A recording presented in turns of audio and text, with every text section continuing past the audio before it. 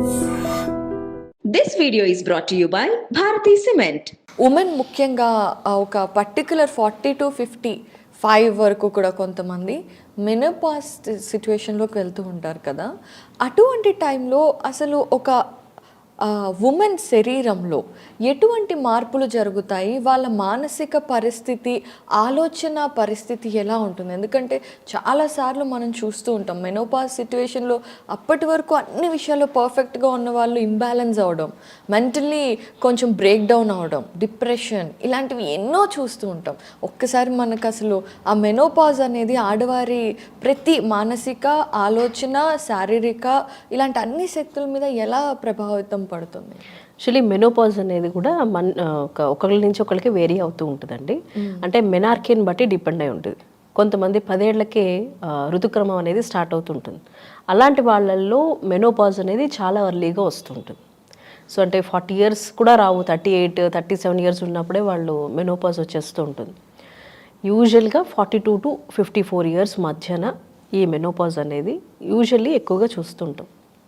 So ఎప్పుడైతే menopause అంటే menstrual cycle ఆగిపోతుంది, టోటల్గా సైకిల్ ఏదైతే ఉంటుందో అది యూజువలీ 1 year పాటు కూడా రాకుండా ఉంటే దాన్ని మనం మెనోపాజ్ కింద కన్సిడర్ చేస్తాం. యూజువలీ 3 months స్కిప్ అయింది, 4 months స్కిప్ అయింది, దాన్ని మనం కన్సిడర్ చేయలేం. 1 year పాటు ఒక్క మంత్ కూడా బ్లీడింగ్ అవ్వకుండా ఉన్నట్లయితే దాన్ని మనం మెనోపాజ్ అంటాం. అయితే దీన్ని ఎప్పుడైతే ఆ మెనోపాజ్కి రీచ్ అవుతారో ఆడవాళ్ళలో రకరకాల చేంజెస్ జరుగుతాయి. ఫిజికల్గా బాడీ అంతా చాలా మార్పులు చెందుతాయి. యూజువల్లీ బ్రెస్ట్ సైజు తగ్గిపోవడం, వెజైనా అంతా కూడా చాలా డ్రై అవ్వడము, అట్లాగే వాళ్ళకి హాట్ ఫ్లషెస్ రావడము, విపరీతంగా చెమటలు పడుతూ ఉండడము, వేడి సడన్గా వాళ్ళకి ఏసీ వేసినా కూడా ఏంటి ఏసీ సరిపోవట్లేదు అంటారు, అంత వేడి లోపల నుంచి పుట్టుకొస్తూ ఉంటుంది.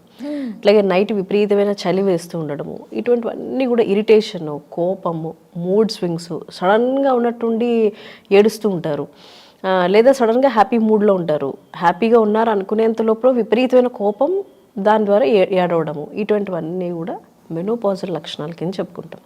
వాళ్ళకి ఏమవుతుందంటే ఎమోషనల్గా, సైకలాజికల్గా కూడా చాలా చేంజెస్ జరుగుతాయి. హార్మోన్స్ ఎస్పెషల్లీ ఇంబ్యాలెన్స్ అవుతుంది కాబట్టి ఈస్ట్రోజన్ పూర్తిగా డ్రాప్ అయిపోతుంది. ఈస్ట్రోజన్ డ్రాప్ అవ్వడం వల్ల కూడా, ఈస్ట్రోజన్ పూర్తిగా తగ్గిపోవడం వల్ల ఫిజికల్గా ఈ సిమ్టమ్స్, ఎమోషనల్గా కూడా ఇవన్నీ జరుగుతూ ఉంటాయి. ఎస్పెషల్లీ ఫిజికల్గా మనం 2 మేజర్ కండిషన్స్ చూసుకుంటాం. ఎప్పుడైతే ఈస్ట్రోజన్ డ్రాప్ అయ్యిందో, ఒకటి ఎముకలు బాగా బలహీనం అవుతాయి. యూజువల్లీ ఏమవుతుందంటే కాల్షియం అబ్జార్ప్షన్ బాడీ చేయలేదు. ఈస్ట్రోజన్ హార్మోన్ అనేది ఒక వరం. అందుకే చాలామంది మెన్సెస్ని తిట్టుకుంటారు, అబ్బా ఈ మంత్ వచ్చింది, ఈ డేట్ వచ్చింది అని అనుకుంటారు. కానీ అంటే ఉమెన్కి నిజంగా కూడా డేట్స్ రావడం అనేది ఒక వరం. దాని ద్వారా బ్లడ్లో ఉండే చెడంతా పోవడమే కాకుండా బాడీలో ఈస్ట్రోజన్ హార్మోన్ ఉండడం ద్వారా కాల్షియం అబ్జార్ప్షన్ బాగా జరుగుతుంది. అలాగే హార్ట్లో ఎటువంటి కండిషన్స్ అంటే ఇట్లాంటి హార్ట్ ఫెయిల్యూర్ రావడము, హార్ట్ స్ట్రోక్స్ రావడము, ఇటువంటివి ఏవి జరగకుండా ఉంటాయి. ఎప్పుడైతే ఈస్ట్రోజన్ డ్రాప్ అయ్యిందో, మెనోపాజ్ రీచ్ అయ్యారో, ఇమీడియట్లీ జాయింట్ పెయిన్స్ ఎక్కువగా సఫర్ అవుతూ ఉంటారు. బాడీ కాల్షియం అబ్జార్బ్ చేసుకోలేదు. అలాగే హార్ట్కి సంబంధించిన ఇష్యూస్ కూడా ఎక్కువగా పోస్ట్ మెనోపాజల్లే మనం చూస్తూ ఉంటాం. ఇవన్నీ ఫిజికల్గా జరిగే చేంజెస్. ఇక ఎమోషనల్గా అయితే వాళ్ళని కంట్రోల్ చేయడం చాలా కష్టంగా ఉంటుంది. వాళ్ళు విపరీతంగా కోపం రావడము, ఇరిటేట్ అవుతూ ఉండడము, హెడేక్ వస్తూ ఉండడము, వర్టిగో వస్తూ ఉండడము, ఇలాంటి రకరకాల ఫిజికల్ సిమ్టమ్స్ కూడా మనం చాలా కామన్గా చూస్తూ ఉంటాం. ఓకే, అయితే ఈ మెనోపాజ్ అనేది ముఖ్యంగా ఈ మధ్యకాలంలో అంటే మన మదర్స్కి ఆ టైంలో ఖచ్చితంగా 45 ఆ తర్వాతే వచ్చి ఉండేది. ఇక మన అమ్మమ్మలు వాళ్ళు తాడితే 45 కూడా వాళ్ళ పిల్లలకంటూ ఉండేవాళ్ళు. So coming to this era, ఇప్పుడు 40 వస్తేనే మెనోపాజ్ స్టేట్లోకి వెళ్ళిపోతున్నారు. దానికి ముఖ్యంగా అంటే ఏంటి, ఆ రీజన్స్ ఏంటి? మనం ఆ మెనోపాజ్ స్టేజ్ని పుష్ చేయవచ్చా? యూజువల్లీ చాలామంది కేసెస్ వస్తాయండి మెనోపాజ్ని పుష్ చేయాలని, మెనోపాజ్ రాకుండా ఇంకా మెడిసిన్స్ తీసుకోవాలని కొంతమంది ఇస్తూ ఉంటారు. అలాగే మేము కూడా ప్రయత్నం చేస్తూ ఉంటాం యూజువల్లీ మెనోపాజ్ని కాస్త పోస్ట్పోన్ చేయడానికి, మళ్ళీ డేట్స్ నార్మల్గా రావడానికి, సో దట్ వాళ్ళకి ఏమవుతుందంటే జాయింట్ ఇష్యూస్, తర్వాత బ్యాక్ ఏక్ ఇష్యూస్ ఇలాంటివన్నీ రాకుండా ఉండడం కోసం. అయితే ఇది వరకుటి జనరేషన్లో మెనార్కే టైం అనేది 14 years 15 years అట్లా ఉండేది. ఆ తర్వాత 12-13 yearsకి వచ్చింది. ఇప్పటి జనరేషన్లో 10 yearsకే అవుతున్నారు.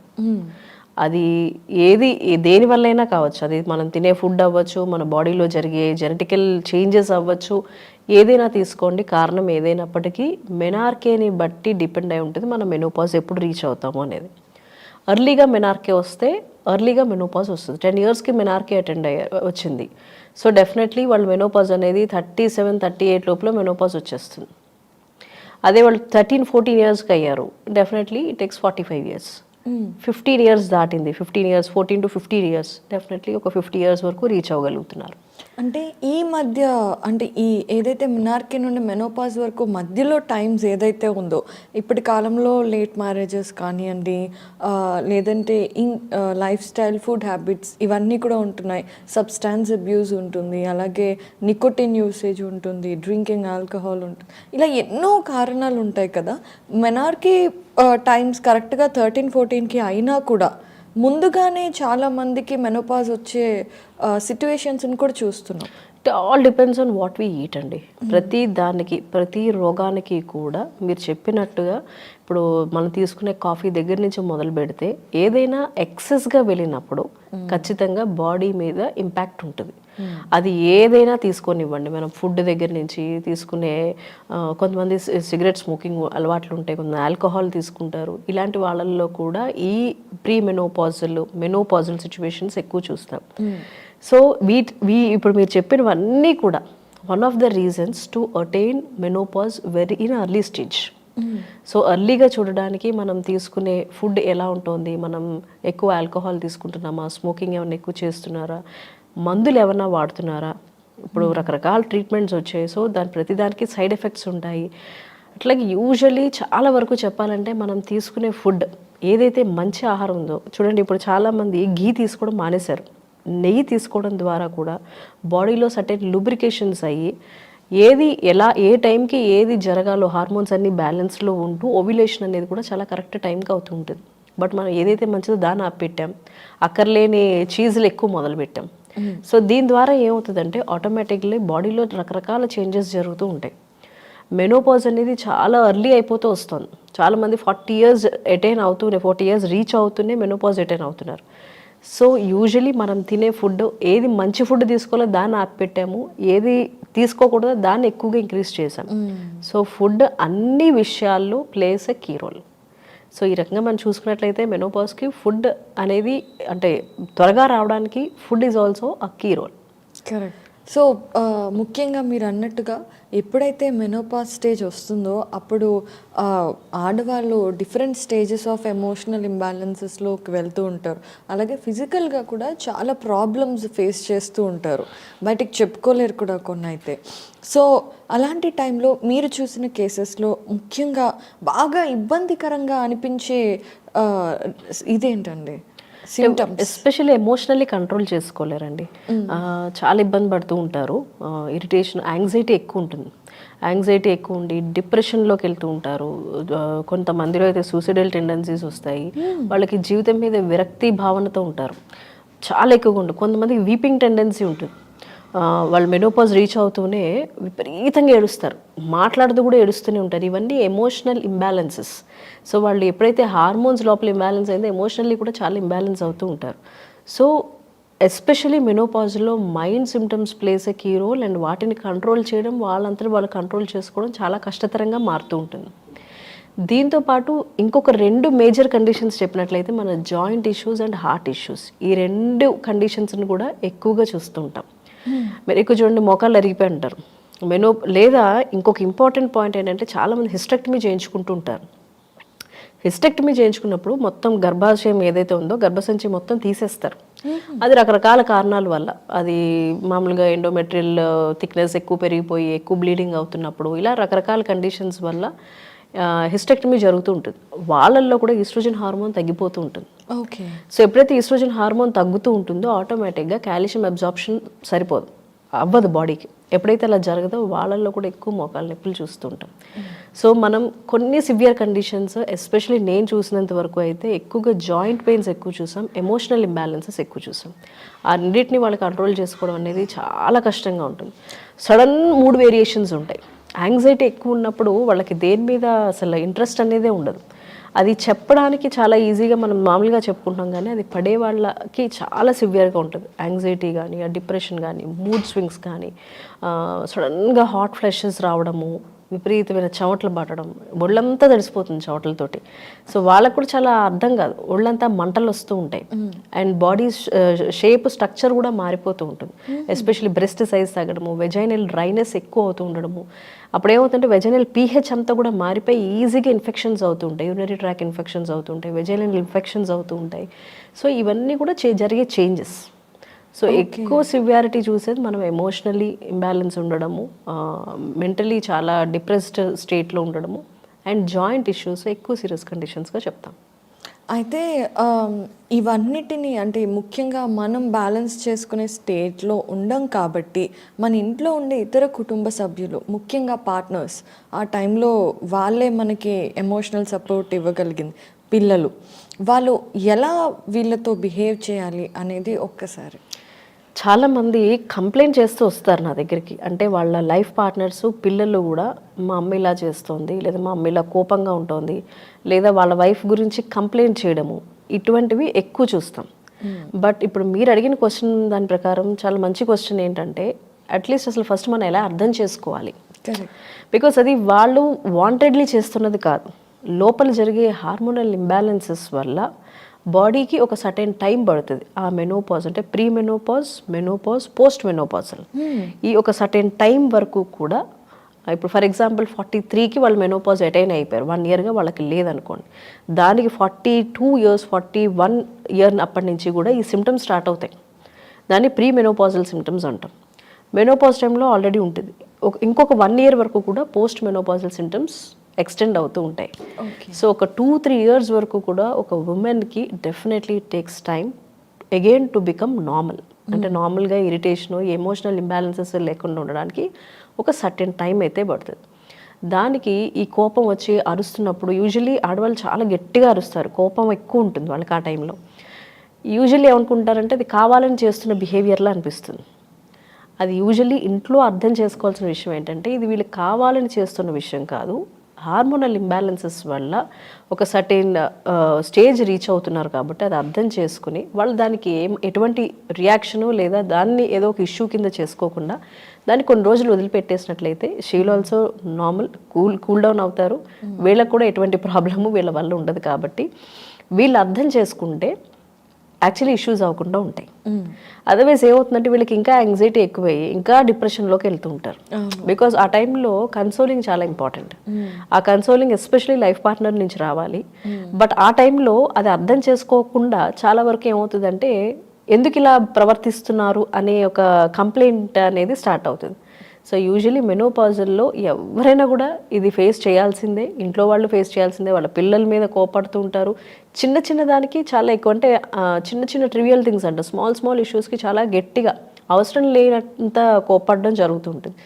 సో ఇలాంటివన్నీ కూడా మెనోపాజల్లో కామన్. ఇంట్లో వాళ్ళ సపోర్ట్ చాలా అవసరం. ఇది కనుక కొన్ని ఇయర్స్ వాళ్ళకి హెల్ప్ చేసినట్లయితే వాళ్ళు చాలా హాయిగా, ఇది మళ్ళీ దేనికి దారి తీయకుండా హ్యాపీగా వాళ్ళు బయటకు వచ్చేస్తారు. చాలా బాగా చెప్పారు. మళ్ళీ దీనివల్ల ఇంకొక పెద్ద సమస్య రాకుండా ఉంటుంది. అయితే యంగ్ జనరేషన్స్కి మెనోపాజ్ మీద ఉండే ఒక భయం ఏంటి అంటే, menopause and sexual relations also co related అని. ఈజ్ ఇట్ ట్రూ అండి? అంటే యూజువలీ మెనోపాజ్లో జరిగే చేంజెస్ మనం చెప్పాం ఆల్రెడీ. వెజైనల్ డ్రైనెస్ ఎక్కువ అవుతుంది. సో ఇంటర్ కోర్స్ చేసినప్పుడు చాలా ఇబ్బందికరంగా మారుతూ ఉంటుంది. So they cannot allow that partner అనమాట. సో ఇలాంటి చేంజెస్ జరుగుతాయి కాబట్టి యూజువలీ వాళ్ళ మధ్యన దూరం రావడము, లేదా వాళ్ళు అర్థం చేసుకోలేకపోవడము, ఇటువంటివన్నీ జరుగుతూ ఉంటాయి. సో యూజువలీ దీనికి ఏం చేస్తారంటే కొన్ని లూబ్రికేషన్స్ ఇస్తూ ఉంటారు, అలాగే కొన్ని ట్యాబ్లెట్లు ఇస్తూ ఉంటారు. సో దట్ డ్రైనెస్ అనేది రాకుండా ఉండడము, బికాజ్ ఆ దూరం అన్నెసరీగా పెరగకుండా ఉండడానికి ఇటువంటి ప్రయత్నాలు అన్నీ జరుగుతూ ఉంటాయి. దాని ద్వారా ఏమవుతుందంటే ఇష్యూస్ రాకుండా ఉంటాయి. Okay, it's the balance kind of thing. మరి హోమియోపతిలో మెనోపాజ్లో చాలా ఆరోగ్యకరంగా కానివ్వండి, మానసికంగా కానివ్వండి, ఎన్నో సమస్యలు ఆడవాళ్ళు ఫేస్ చేయాలి అనే విషయం అయితే దానికి ఇంకా వేరే దారి లేదు. మరి వీటన్నిటి అంటే ఈ సిమ్టమ్స్ ఏవైతే ఉన్నాయో వీటన్నిటిని హై రేంజ్లో కాకుండా వాటి ఎక్స్ట్రీమిటీని తగ్గించుకునే అవకాశం ఉందా హోమియోపతి మెడిసిన్స్ ద్వారా? యూజువల్లీ ఇప్పుడు మనం చెప్పినట్లు మెనోపాజల్లో ఫిజికల్గా చేంజెస్ చూస్తాం, వాసోమోటార్ చేంజెస్ చూస్తాము, న్యూరో సైకలాజికల్ చేంజెస్ చూస్తాము, ఫిజికల్ చేంజెస్ చూస్తాం. ఈ 4 కండిషన్స్ మెనోపాజ్లో ఖచ్చితంగా చూస్తాం. సో అవేంటి అన్నది ఇప్పుడు ఇంతకు ముందు అంతా మాట్లాడుకున్నవన్నీ ఇవే కండిషన్స్. ఫిజికల్గా చెప్పాము, సెక్షువల్గా చెప్పాము, ఎమోషనల్గా చెప్పాము, అండ్ అన్ని రకాలుగానే మనం చెప్పడం జరిగింది. దీనికి హోమియోలో ఇందాక నేను ఫస్ట్ నుంచి చెప్తున్నట్టుగానే ప్రతి కండిషన్కి, మైండ్కి సంబంధించిన ప్రతి ప్రాబ్లంకి కూడా హోమియోలో మెడిసిన్స్ ఉంటాయి. సే ఫర్ ఎగ్జాంపుల్ ఇప్పుడు ఈస్ట్రోజన్ తక్కువ అయిపోవడం వల్ల ఈ ప్రాబ్లం వచ్చింది. సో దీనికి యూజువలీ వాళ్ళ బిహేవియర్ ఎలా ఉంది, ఇప్పుడు అందరికీ అన్ని సిమ్టమ్స్ ఉంటాయన్నా ఇది లేదు అన్న గ్యారంటీ లేదు. కొంతమందిలో వీపింగ్ టెండెన్సీ ఉంటుంది, కొంతమందిలో ఇరిటేషన్ ఉంటుంది, కొంతమందిలో దే షౌట్ లైక్ ఎనీథింగ్, కొంతమందిలో హాట్ ఫ్లషెస్ ఉంటాయి. ఇలా ఒక్కొక్కళ్ళు ఒక్కొక్క రకరకాల ఒక బంచ్ ఆఫ్ సిమ్టమ్స్ ఉంటాయి. సో ఆ సిమ్టమ్స్ ఏంటో తీసుకుని ఎమోషనల్గా వాళ్ళు ఏమి పడుతున్నారు, వాళ్ళకి ఏమి యాంగ్జైటీ ఉంది, డిప్రెషన్ ఉంది, ఏ విషయమై యాంగ్జైటీ ఫీల్ అవుతున్నారు, ఇలాంటి కండిషన్స్ అన్నీ తీసుకుని మనం మెడిసిన్ ఇవ్వడం జరుగుతుంది. ఎప్పుడైతే అట్లా మెడిసిన్ ఇస్తామో తప్పనిసరిగా వాళ్ళకి రిలీఫ్ ఉంటుంది. అంటే it is not about relief అనే కాదండి, వాళ్ళకి చాలా వరకు వాళ్ళు బయటకు వచ్చేస్తారు అందులోంచి. ఎమోషనల్లీ ఏదైతే వాళ్ళకి ఇబ్బంది పడుతున్నారో దాంట్లోంచి బయటికి రావడం జరుగుతుంది. ఏవైతే మనం ఈ అబ్జార్ప్షన్, కాల్షియం అబ్జార్ప్షన్ ప్రాబ్లం చెప్పాం, దానికి కూడా మెడిసిన్స్ ఉంటాయి. మెడిసిన్స్ ఇవ్వడం ద్వారా ఎటువంటి డెఫిషియెంట్ డిజార్డర్స్లోకి వెళ్లకుండా ఉంటుంది. ఓకే. యూజువల్లీ కాల్షియం అబ్జార్ప్షన్ ఇక్కడ ఫెయిల్ అవుతుంది కాబట్టి మనం ఇచ్చే మెడిసిన్స్ ద్వారా ఎటువంటి డెఫిషియెంట్గాను వెళ్లకుండా చూసి బ్యాలెన్స్గా ఉంచే మెడిసిన్స్ ఉంటాయి. సో ఇలా చేయడం ద్వారా ఎక్సలెంట్గా మెడిసిన్స్ ఉంటాయి హోమియోలో. Especially emotional imbalances, weeping tendencies, కొంతమందిలో చెప్పినట్టు depression, suicidal tendencies, anxiety disorders, ఇటువంటి వాటి అన్నిటికీ మెడిసిన్స్ ఉంటాయి. కాబట్టి హ్యాపీగా మెడిసిన్స్ తీసుకున్నట్లయితే దగ్గరలో ఉండే ఎఫిషియంట్ హోమియో ఫిజిషియన్ దగ్గరికి వెళ్ళండి, తప్పకుండా మెడిసిన్స్ తీసుకోండి. మెనోపాజ్ సిమ్టమ్స్ ఏవైతే ఉన్నాయో, మిమ్మల్ని ఏవైతే బాధిస్తున్నాయో తప్పకుండా మీకు రిలీఫ్ పొందుతారు. హ్యాపీగా మీకు ఇంట్లో ఎటువంటి డిస్టర్బెన్సెస్ రాకుండా ఉంటాయి. చాలా వివరంగా చెప్పారు అండ్ చాలా కూల్గా కాన్వర్జేషన్ జరిగింది. Before wrapping up one last question Roshan garu, ఇప్పుడు చాలామంది అమ్మాయిలు కానివ్వండి డిఫరెంట్ హార్మోన్స్ తీసుకోవడం కూడా మొదలుపెట్టారు for what's ever reasons. So ఇలాగే మెనోపాజ్కి భయపడి కూడా ఈస్ట్రోజన్ ఇంజెక్షన్స్ తీసుకోవటం ఇలాంటివి కూడా కొన్ని కేసెస్ జరుగుతూ ఉంటాయి. అలా చేయటం వల్ల, అంటే మనం ఇంతసేపు మంచి ఇలా జరుగుతుంది అని చెప్పినప్పుడు చెడు మనం చేయటం వల్ల మనకి ఏం నష్టం జరుగుతుంది అనేది చెప్పడం కూడా ఇంపార్టెంట్ కదా. సో అలా హార్మోనల్ ఇంజెక్షన్స్ ఇలాంటివి తీసుకున్నప్పుడు మన బాడీలో నెగిటివ్ రియాక్షన్స్ ఉంటాయా, ఉంటే ఎలా ఉంటుంది, అవి ఎందుకు చేయకూడదు? యూజువల్లీ ఎప్పుడైనా సరే ఎవరైతే ఇస్తున్నారో వాళ్ళే చెప్తారు, ఇట్లాంటి hormone is nothing but synthetic medicine, it is an artificial medicine which is not natural. మీ బాడీకి ఎంత అవసరం అవుతుందో అంత ఆల్రెడీ బాడీ ఇస్తుంది. బాడీ ఇవ్వలేకపోతుంది అంటే అక్కడ ఏదో సమస్య ఉందని అర్థం. సో సమస్యని సాల్వ్ చేసుకుంటే ఆటోమేటిక్గా హార్మోన్స్ అనేవి బ్యాలెన్స్లో ఉంటాయి. అంతేగాని ప్రాబ్లమ్ని సొల్యూషన్ తెచ్చుకోకుండా మీరు హార్మోన్స్ ఇస్తూ వెళ్తే బాడీలో సైడ్ ఎఫెక్ట్స్ స్టార్ట్ అవుతాయి. అది మేల్ అయినా సరే, ఫిమేల్ అయినా సరే. మేల్లో కూడా ఒక సర్టెన్ ఏజ్ వచ్చిన తర్వాత ఈ మేల్ హార్మోన్స్ తగ్గిపోతూ ఉంటాయి. ఎప్పుడైతే తగ్గిపోయాయో సో సమ్ ప్రాబ్లమ్స్ అనేవి స్టార్ట్ అవుతాయి. సో ఎప్పుడైతే అవి స్టార్ట్ అయ్యో వాళ్ళు హార్మోన్స్ తీసుకోవడం మొదలు పెడతారు. ఎస్పెషల్లీ మేల్ హార్మోన్స్ తీసుకున్నప్పుడు హార్ట్ స్ట్రోక్స్ వచ్చే అవకాశం ఉంటుంది. సో యూజువల్లీ అలా పోయిన వాళ్ళు చాలామంది ఉన్నారు. ఇది ఒకటి. అలాగే ఫిమేల్స్లో కూడా ఎనీ హార్మోన్, అది ఏ హార్మోన్ అయినా అవ్వనివ్వండి, బాడీకి ఎస్పెషల్లీ మనం వేరే వేరే కండిషన్స్ వల్ల అది అవసరం లేనిది అవసరం అయిందని అనుకుని తీసుకుంటే మాత్రం చాలా ఇబ్బంది అవుతుంది. ఏదైనా డెఫిషియన్సీ ఉంటే అవసరం అనుకుంటేనే డాక్టర్స్ చెప్తారు, లేకపోతే ఏమాత్రం చెప్పరు.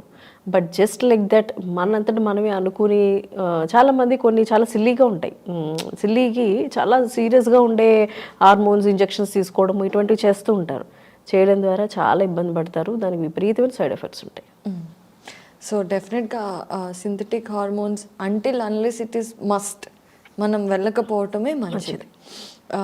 రోషన్ గారు ఈరోజు చాలా టాపిక్స్ గురించి చాలా వివరంగా చెప్పారు. అండ్ అలాగే మానసిక వ్యాధులకి కూడా మందులు ఉంటాయని చెప్పారు. డెఫినెట్గా నెక్స్ట్ ఎపిసోడ్స్లో వీటి గురించి ముఖ్యంగా మాట్లాడుకుందాము. సో ఎవరైనా love failures, depression, anxiety, sleep disorders ఏ ప్రాబ్లంలో ఉన్నా కూడా కమెంట్స్లో పెట్టండి. మీ క్వశ్చన్స్ నేను రోషన్ గారితో డిస్కస్ చేస్తాను. And for today's conversation I would really want to thank you. And అలాగే చాలా వివరంగా చెప్పినందుకు, ఐడ్రీమ్కి వచ్చినందుకు ధన్యవాదాలండి. నమస్తే.